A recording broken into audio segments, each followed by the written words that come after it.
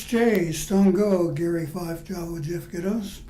This is the new version of what used to be the Muskogee radio program.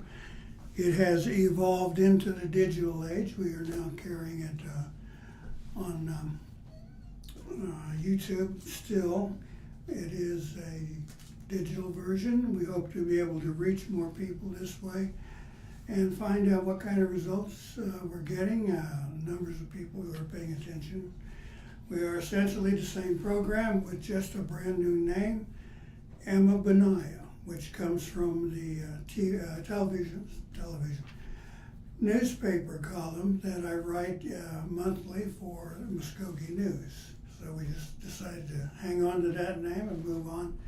Since it is not on radio anymore, we are now Emvpanayv everywhere. So anyway, our guests in this segment today are Levi Payne, who is the security officer with the College of the Muscogee Nation, and Kevin Phillips, who's with the health and wellness programs there. Good morning, gentlemen. Welcome to the program. Good morning. Good morning. Initial experiment in the digital age.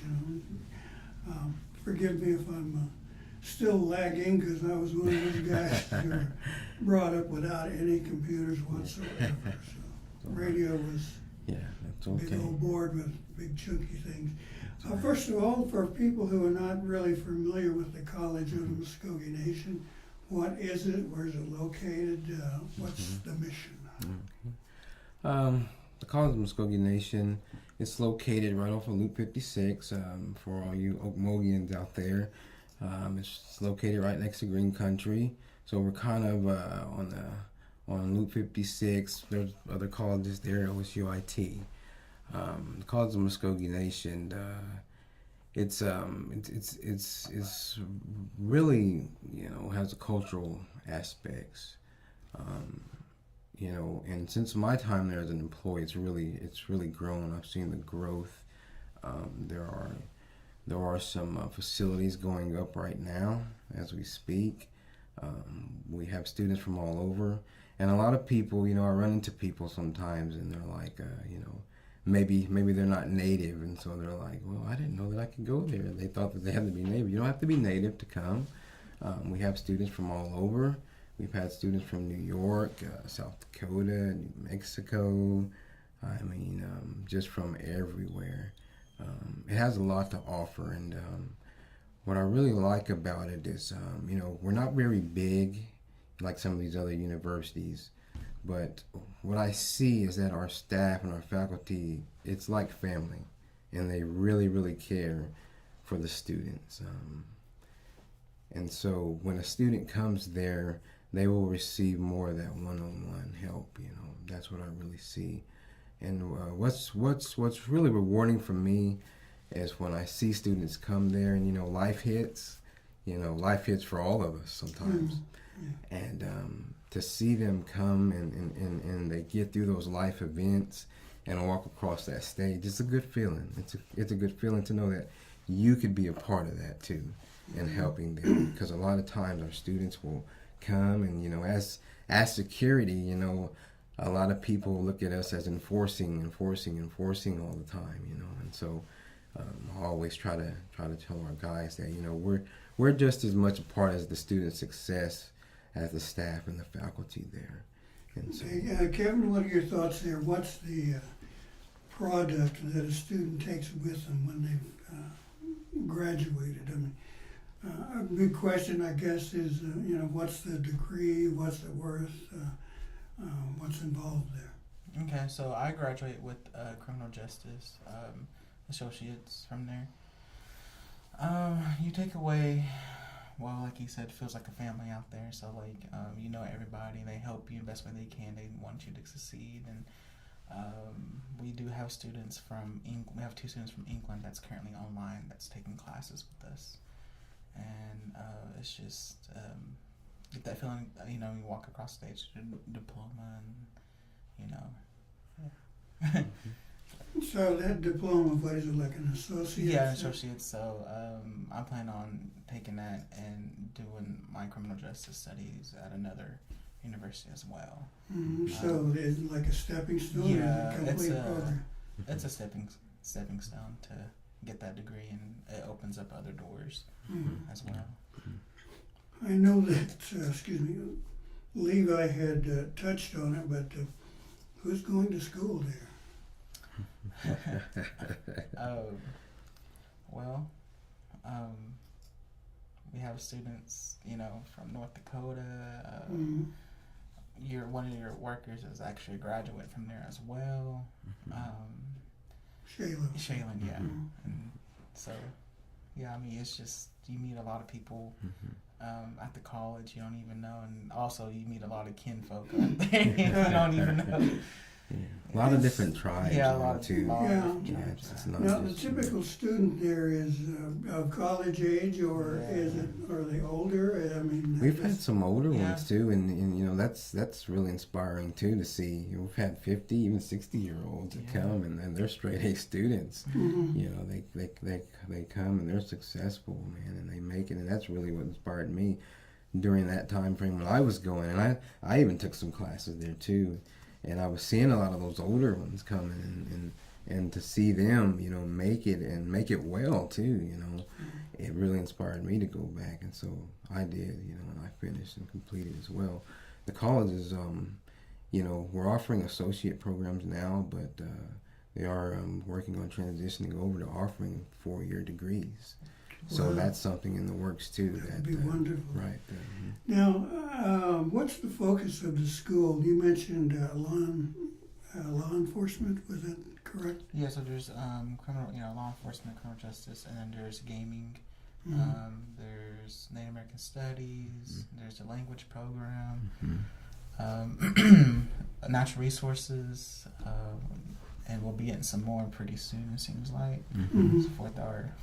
I'm planning for 4 years, so can't wait to see what they do. Right.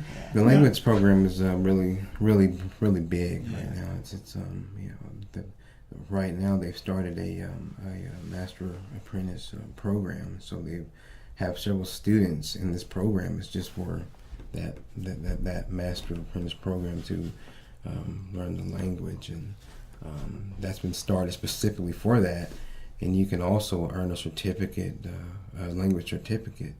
And so the college is really promoting that and doing their best to keep the language alive. That's wonderful. Now, with a name like Muscogee Nation, College of the Muscogee Nation, let's explore that question a little further. Culture obviously is incredibly important to our people. Our nation is working to emphasize culture, to in many cases rejuvenate culture. How would you guys describe how that fits into the curriculum there? Well, I mean, you can read some of our documents even. If you were to go to the website, a lot of the documents, a lot of the language is used. Even on the web pages. In the classrooms, with our instructors, they use the language. It's posted throughout our buildings.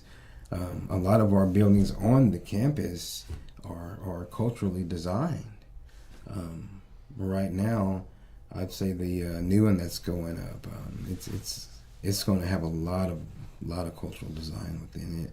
Our library, it holds a lot of cultural arts and crafts and just different history. If you haven't been, come and see it. It's a beautiful campus. It really is, and the culture is really. I think they've done an excellent job bringing out the culture on the campus. It's just great to see it. When you walk in our student center building, there's a huge map of the treaty, and also the homelands.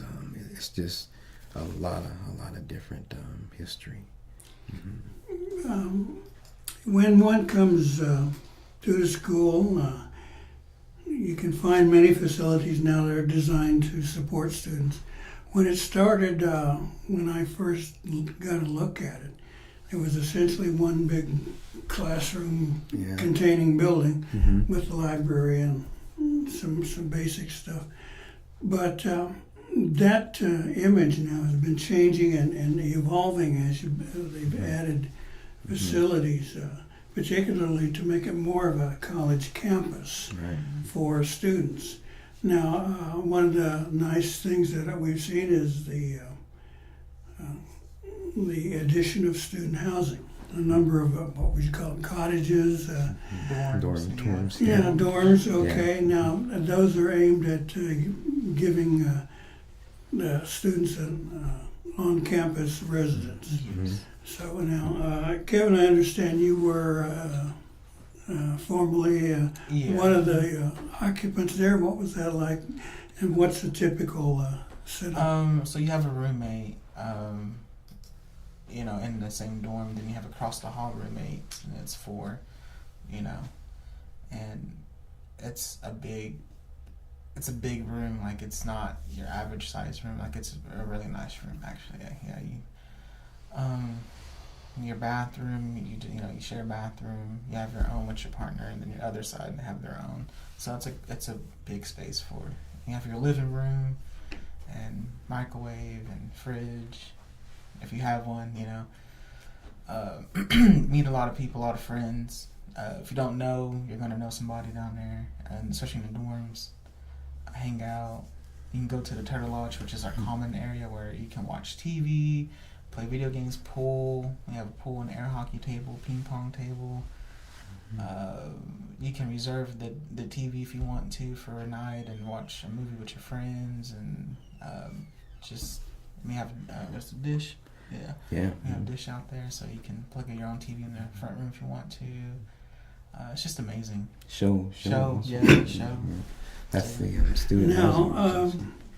Hey, Gary. Yes, sir. I just want to jump in. There's a question in the chat. Are there distance learning, remote Zoom language classes offered from the college and available to citizens that reside out of the area or out of state? Yes, This there is a is. question of distance learning. Yes. Oh, yes, there is. As I was saying before, we do have 2 students from England, and they take language program through online. No, that's wonderful. Learn Creek while you're living in Yeah. The idea is to provide more of a place where students can come and stay and thrive and develop. And most typical college dorms, it can get a little rowdy sometimes as kids get involved with things. Now, and I presume as a security officer, you may run into that more than anyone else. We do, but ultimately, it's about maintaining professionalism at all times and dealing with those situations and our students. And once again, it's all about painting a positive light, and picture for them. So whatever the situation is that we have to go and deal with over there, we want to create a positive outcome, because we've all been there. We were all young. It's some of you listening. I'm sure it's still young, and we make mistakes, but it's ultimately we want them to be able to get back up from making that mistake and continue on their journey there, and make it. So it's about them being able to succeed, and not fail. And so, well, let me take it a step further. What's the policy then on drugs or alcohol or even guns? 0 tolerance, 0. We don't allow drugs, alcohol on campus because we're federal property. Now, especially with the way that this marijuana, has been legalized. Yeah. We still cannot allow it on our campus because we receive federal funds as a higher ed institution. So because of that, we can't. We abide by federal law. Also, being that we are, it is federal land. So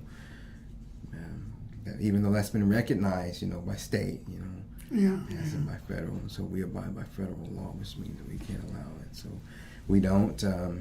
And for us now, if it's found or we see it in someone's vehicle or on campus, we confiscate it and we turn it over to Life Horse for disposal. Now, the third segment of that is regarding firearms.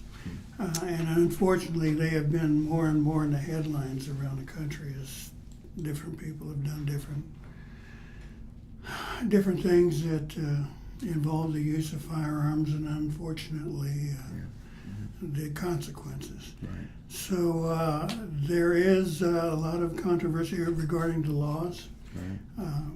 Oklahoma has a carry conceal law, and I understand we're talking about open carry now. Right. So where does that put you guys?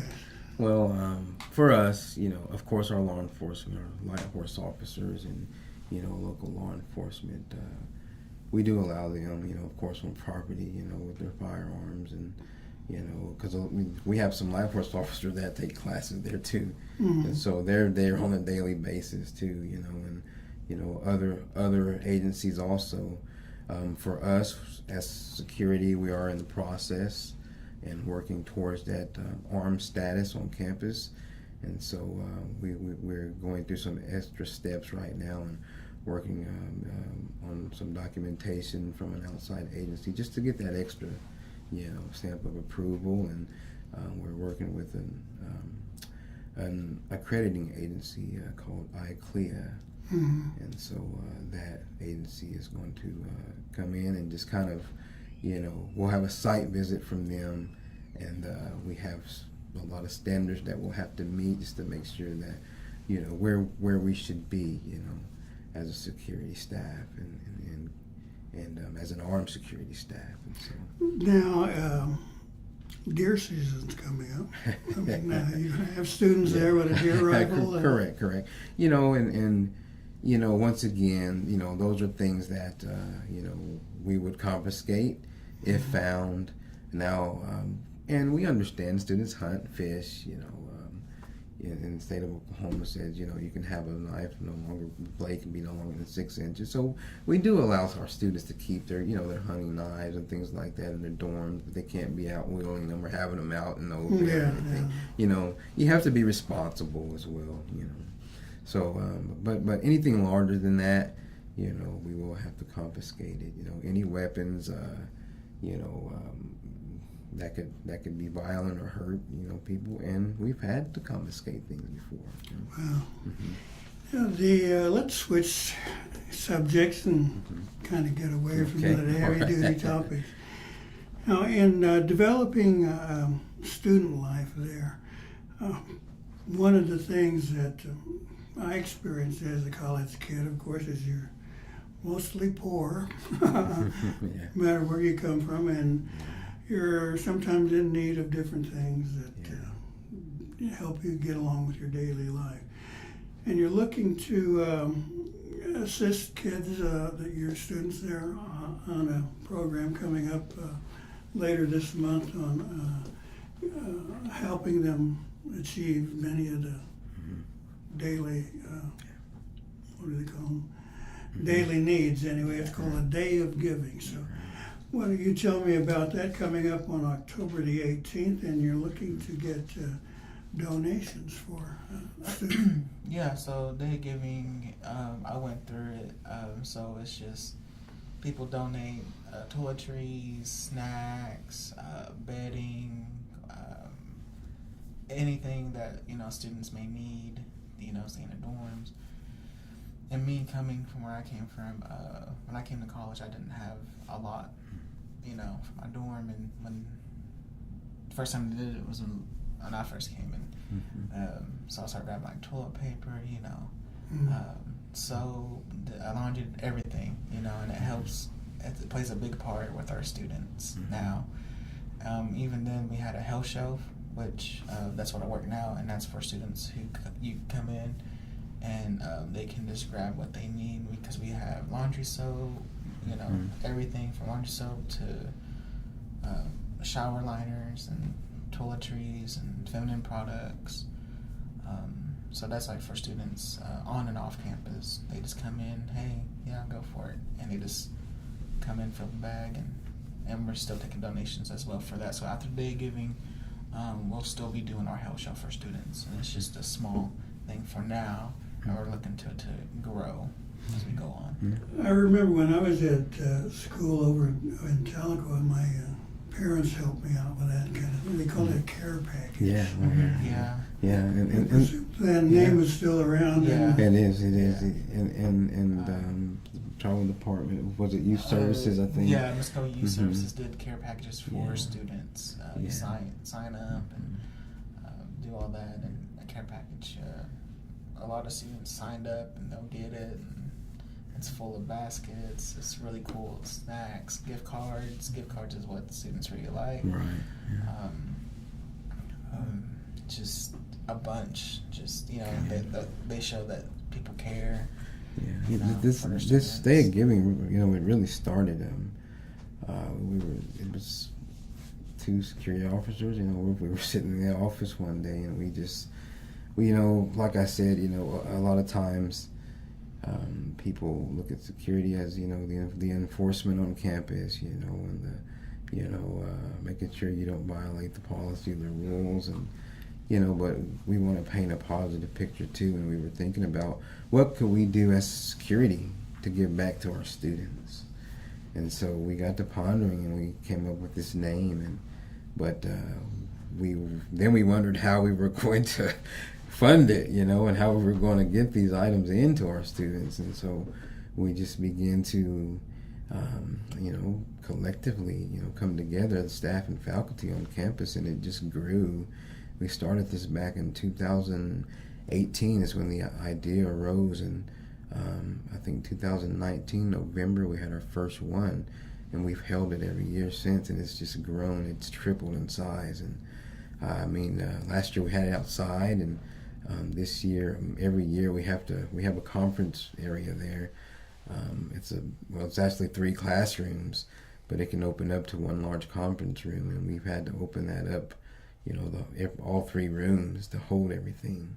So it's grown over the years, and we've been able to provide, as Tevin mentioned, the toiletries, hygiene products, non-perishable food items, a number of clothing, all kinds of things for our students just to come and receive it for free, because we were once college students, and even if you weren't, coming to school, it's hard sometimes. It's hard when you don't have the finances to back you, outside of your tuition and things like that. It can get hard. So we just wanted to be able to relieve some of that burden off of our students, and it's helped. It's helped a lot. Well, I would imagine it would help in kind of keeping their spirits up too. Right, definitely. I remember how much I appreciated getting a little package of peanut butter crackers. Yeah. Remember those? Oh, ramen noodles? Yeah, those are good too. Things you can do. But I understand you've expanded now into clothing, gloves, socks, hoodies, and that sort of thing for people who need it. Mm-hmm. As the college has been working with the student body, you've added sports now. There's a wonderful gift shop. More of a campus feel for this kind of thing. Yeah. What's the reaction you get from your student body? What are they saying or telling you? Oh man, it's all kinds of things. I mean, me as security, we try to be engaging as we can, with our students on campus too. And I hear a lot of positive things. A lot of them will come and say, that they haven't seen, what the college is doing, what the Muskogee College is doing anywhere else.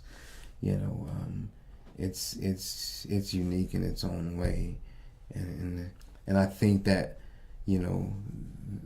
not just in a way that they are different, in their own right, but they're really seeking to meet the needs of our students, culturally, individually, mentally, in all areas, and it's really, oh man, and I'm sure Tevin can better, explain it, being that he was a student. So where I work at Administrative Health and Wellness, my supervisor Lisa Bear and Pat Farrell, we always do activities for the students on campus, on and off campus. We have resources for mental health, behavior, stuff like that. And it helps the students. And for midterms coming up, so we try to get stuff for midterms like stress relievers for students, just kind of ease their mind, like, it's going to be okay. So we try to do a lot with our students for that throughout this month, like every year, basically. Yeah. Now, I know you don't speak officially for like the college and the administration, but this sort of thing has been growing across Native America. More tribes are adding institutions of higher education. And so what kind of recognition are you guys getting? I mean, do schools come to learn from you or use you as an example?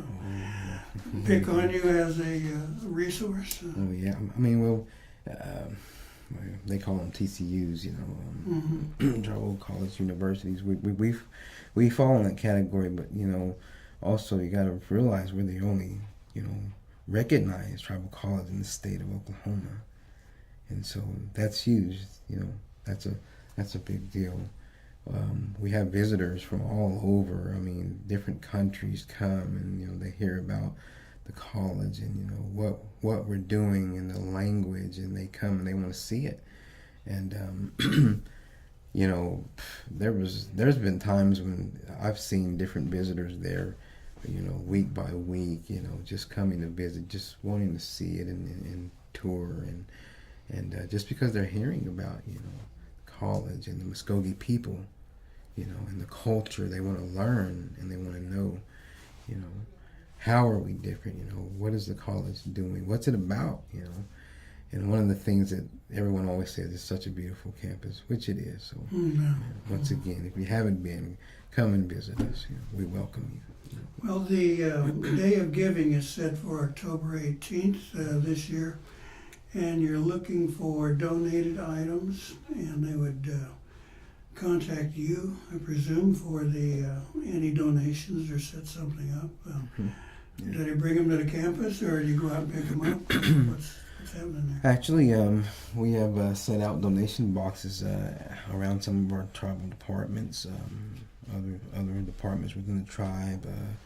Can you name some of the ones? The Safe House, Light Horse, here, the Muscogee Media, the language program, behavioral health, and then we have 3 at the college. One at the administrative building, student center, and natural resources building. Yeah. Okay, well, now is this the first one you've had? Now, did you mention that this has happened before? Oh yeah, we've been hosting this event for our students since 2019. Yeah. Right. What's been the response? It's been wonderful. And our fall trimesters really, because we're a trimester school. Our fall trimesters are our largest student count usually. So if you were to kind of estimate that over the past 5 years, we've been able to help anywhere from 600 to 800 students because of this event. So it's been huge, and it's grown. It's grown significantly, and we hope to continue to do it for our students. We've seen it help, so many, and the best thing about it is free. It's all donations. We don't go out and do this or that. It's just it just comes from the giving of people's hearts. That's it, and what they want to give, and we take what's given and we give it to our students. We give it to them. So it's been good. Well, that kind of thing, as I say, it really makes a difference, and certainly is appreciated. Like when you're out as a student, right. Doing a long kind of you don't have a long microwave. hours of study, huh? Yeah, if they don't have a microwave, we've given microwaves, refrigerators. Some of them come 7 with nothing, nothing, hardly anything, and so they're able to get everything they need. Wow, that's amazing, because when I was in school, microwaves and small refrigerators didn't exist. It shows you how old I am. Well, is there anything you might want to add Any events coming up that you're inviting the public to participate in? Sports or whatever. Oh man. Oh, I mean, if you want to follow us on Facebook, you know. What's that address? That's it should be College of Muscogee Nation. There should be a Facebook page. Visit our website, cmn.edu. That's cmn.edu. Check us out. You'll be able to follow a lot of things that we're doing on there. We also have an app now as well. We have an app. You know, there's a lot of good things going on and posted on the app. You know, daily. You know what we're doing and the events that are going on. As we know, next month will be Native American Month. We have a lot of cultural events going on throughout the month on campus, not just with our students, but there'll be other tribal departments coming and hosting things and just, you know, just a lot of different things. A lot of stuff ongoing all the time. Yeah. Well, Levi Payne and Kevin Phillips, thank you guys for coming in and filling us in. We hope there's a lot of success in your day of giving. I know that little packaged cheese and crackers are going to be appreciated. Yes, sir. Yes, sir. And hopefully that you're really successful in collecting them all. Thank you, gentlemen. We want to say